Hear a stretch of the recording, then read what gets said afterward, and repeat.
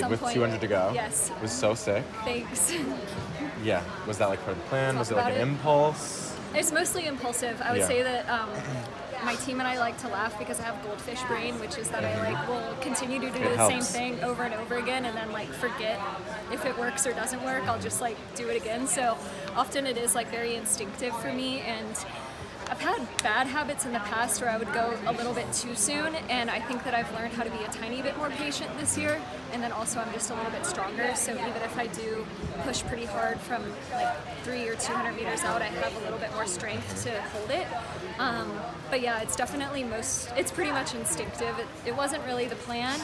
Joe and I mostly just talked about how I didn't need to worry about exactly how I was going to make the team, just like believe that I could do it and not worry about like the details within that. Just whatever kind of race it was, just be ready for it. So I tried to just be as calm as possible for as long as possible. Yeah. Yeah, I guess like when you did make that like move into the lead, did you feel the tension between like kind of like being a bit more comfortable and relaxed, like for sure get top 3 versus like a strong push into the lead to try to get the win? Yeah, I found that in the last couple of years, if I think too much about just making the team, then chances are I won't. If I focus on winning, then I'll make the team.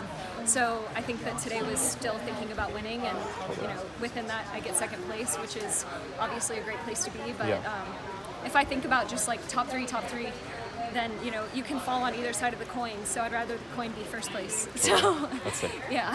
You've been doing this always since back to 2013. Yeah. So it's almost been a decade. I know, I've known you for a long time, haven't I? What has been, when you look back at this whole 8 plus 9 years of running at the pro level, what is making it still at this moment in your career mean to you to still be on the top of your game? Yeah, well, I mean, I think as distance runners, we all are a little bit in our heads, and like when I'm in my head, I just think about how much I love to run, and that makes it sustainable, I would say. So you can do this for 10 years if you love to run, because if you win or lose, like you're just out there trying to discover how good you can be.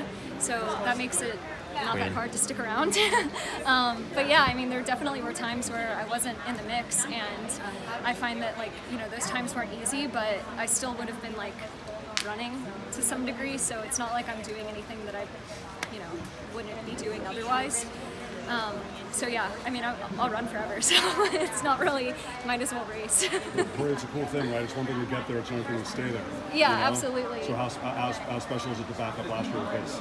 It's really special. I mean, of course, like when it's such a deep field, like there are moments of doubt and there's moments where you're like, okay, it's going to be really hard to make this team. I have to beat some incredible women.